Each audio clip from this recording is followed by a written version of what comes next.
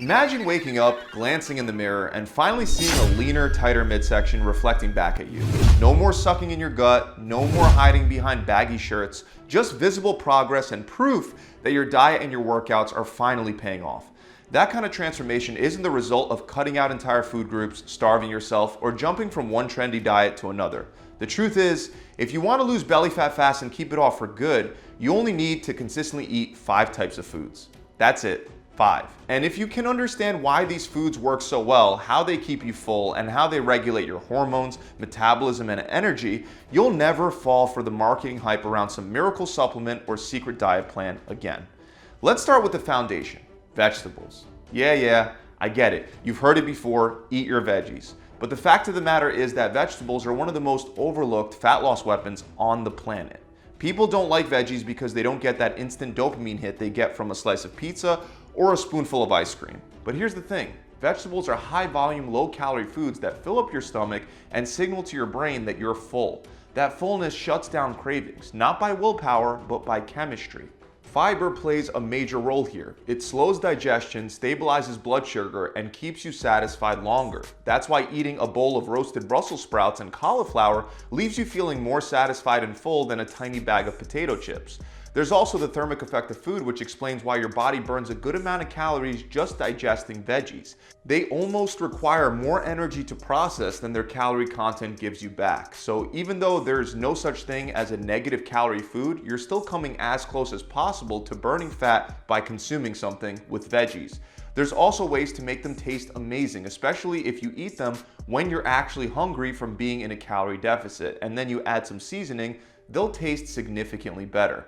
Numerous studies back up the fact that vegetables are the key to slimming your midsection. For example, a meta-analysis published in the American Journal of Clinical Nutrition concluded that increased vegetable intake is consistently associated with reductions in abdominal body fat. Another study from the Nutrients Journal shows that people who consume higher amounts of vegetables tend to have better weight outcomes over the long term, meaning that not only will vegetables help you burn fat, but they'll also help keep that weight off. And you want to have them in each meal because the real magic of vegetables is that they take up space, physical space. Imagine your stomach is like a balloon. The more volume you put in it, the faster the stretch receptors in your stomach send a signal to your brain that says, "We're good here, we're full." So what takes up more space? 300 calories worth of broccoli or 300 calories worth of ice cream?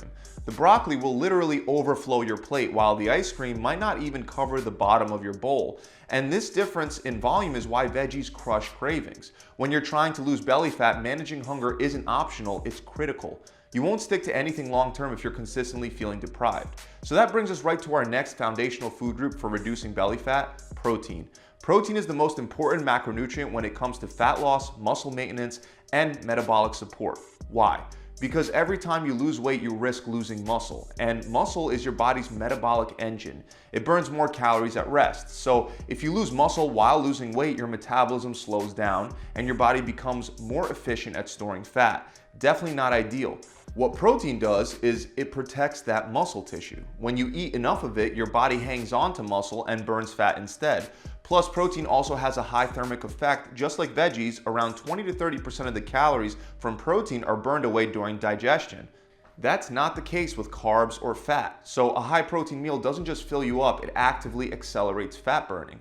And the research strongly supports this. A systematic review and meta-analysis published in Advances in Nutrition found that high protein diets not only enhance satiety, but also preserve muscle mass during caloric restriction. Another review from the Journal of Obesity shows that people who have diets higher in protein experience significantly greater fat loss compared to those with a lower protein intake. This is especially important when targeting belly fat, since visceral fat is the most metabolically active and potentially dangerous fat found within your body. And we're not just talking about boring old chicken breast. Yes, lean protein like chicken, turkey, egg whites, and white fish are phenomenal for fat loss because they deliver a lot of protein for a very small amount of calories. But fatty protein sources like salmon, egg yolks, beef, and chicken thighs also play a crucial role. Sure, these options come with some extra calories, but they also contain essential nutrients and fats that support hormone function. And that brings us to another point that most people ignore: testosterone. This hormone isn't just for bodybuilders. It plays a direct role in regulating where your body stores fat, how easily you build muscle, and how energetic you feel. And testosterone production relies on dietary fat. So eating nothing but dry chicken breast and steamed veggies might actually make fat loss harder if it crashes your hormones. Which brings us to carbs. And before you panic, no, carbs are not the enemy. In fact, if you pick the right ones, they become powerful allies. The key is choosing carbs that come from the ground and are minimally processed. These include things like sweet potatoes, brown rice, quinoa, oats, and legumes. Why these? Because they contain fiber and resistant starch, both of which feed your gut bacteria, regulate your blood sugar, and keep you satisfied. These carbs digest slowly, which prevents the roller coaster of hunger that comes from sugar and refined grains. When your blood sugar is stable, you're less likely to experience those intense cravings that sabotage most diets. The studies definitely back this up as well. For example, a study published in the Journal of Nutrition showed that diets high in whole grains like brown rice and oats were associated with lower levels of abdominal fat. Other reliable studies indicate that higher fiber intake from unprocessed carbohydrate sources makes you feel full and reduces overall energy consumption throughout the rest of the day. Resistant starch found in foods like legumes and slightly cooled potatoes has been shown in the Nutrients Journal to improve insulin sensitivity and fat oxidation. What's really impressive is how these complex carbs interact with exercise. When you're performing resistance training by lifting weights or even exercising with just your body weight, you deplete glycogen, which is the stored form of carbohydrates in your muscles. Replenishing that glycogen post-workout with a complex carb doesn't just help recovery, it also signals to your body that it's safe to continue burning fat. On the flip side, if you're constantly low on carbs and training hard, your body can start to see that as a threat and slow your metabolism by reducing NEAT. This is the amount of physical activity you engage in throughout the day when factoring out exercise. This will naturally decrease without your control if you cut calories and especially carbs too low. That's why going super low carb can work in the short term but often leads to plateaus or burnout. Now we can move on to fats. Fats have been demonized for decades, but the right fats are crucial for hormone balance and long-term fat loss. And like I mentioned earlier, fats like those found in salmon and egg yolks help boost testosterone. But you also will most likely need to include sources like olive oil, grass-fed butter, coconut oil, and avocado oil to meet your daily needs and to simply make your meals taste better so that you can continue eating healthy. These fats don't just support hormones, they also help with nutrient absorption. Vitamins A, D, E, and K are fat soluble, which means if you're not eating enough fat, your body won't absorb them efficiently. Without these vitamins, everything from immune function to energy production and fat metabolism all take a hit. In other words, low-fat diets can actually make it much harder to lose fat. The American Journal of Clinical Nutrition has published multiple studies indicating that monounsaturated fats, like those found in olive oil and avocados, are linked to improved body composition and reductions in abdominal fat. Meanwhile, we have other studies and evidence supporting the idea that omega-3 fatty acids from fatty fish like salmon contribute to decreased visceral fat and better metabolic health. And according to the Journal of Steroid Biochemistry and Molecular Biology, hormone production, especially of androgens like testosterone, depends heavily on fat intake, like I mentioned earlier. Now, if you only ate the last 4 food groups, you would be perfect. However, the caveat is none of this matters if you can't stick to your plan. And this is where most people fail. They eat perfectly for a week, maybe 2, and then one cheat meal turns into a cheat week. They feel guilty, frustrated, and they end up quitting. Why? Because their plan was never sustainable. It was based on willpower, not systems. That's why the 5th category of food on this list might be the most important: snacks and treats you actually enjoy. Listen, it doesn't matter how perfect your diet is on paper. If it doesn't include room for flexibility, it's gonna collapse under the weight of real life. You need options that satisfy cravings without blowing up your progress. That's where smart, convenient snacks come into play.